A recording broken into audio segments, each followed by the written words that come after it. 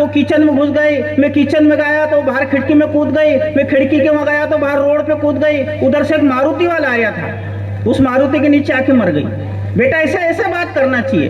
बेटा समझ गया। अब मैं 1 महीने के लिए बाहर चला गया और 1 महीने के बाद जब वापस घर आया तो सब ठीक ठाक था, उसकी मम्मी नहीं दिखी।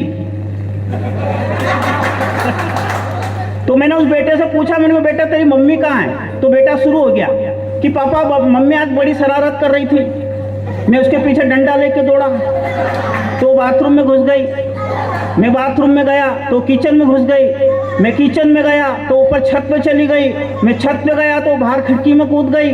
मैंने बोला बस बेटा मैं समझ गया, तेरी मम्मी इस दुनिया में नहीं रही, वो मर गई। तो नहीं पापा, मम्मी तो अंदर बैठी बैठी खाना खा रही है, आदमी तो वो मर गया जिसके ऊपर मम्मी कूदी थी।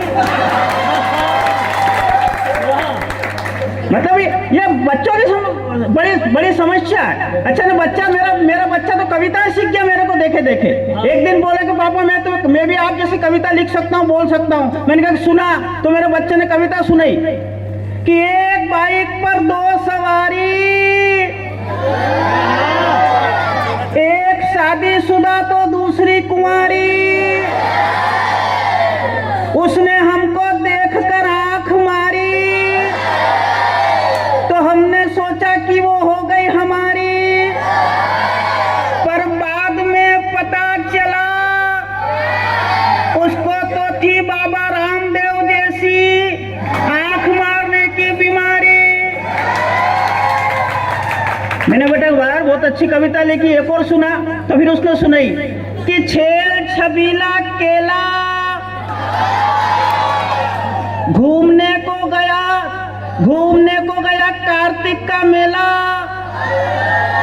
हो गई सुबह से शाम, वहां मिल गया उसका दोस्त कलमी आम।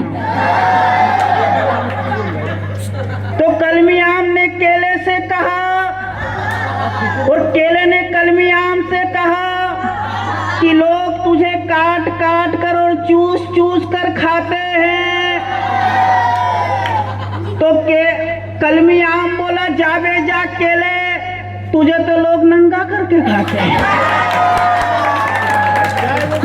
मतलब ये बच्चों की बातें। अब वो एक बच्चा क्लास में, वो मैडम पढ़ा रही, अब वो मैडम पढ़ा रहे और बच्चा पास में बैठा हुआ, भाई साहब स्वागत अच्छा है, तो वो बैठा हुआ, अब वो एक हिंदी की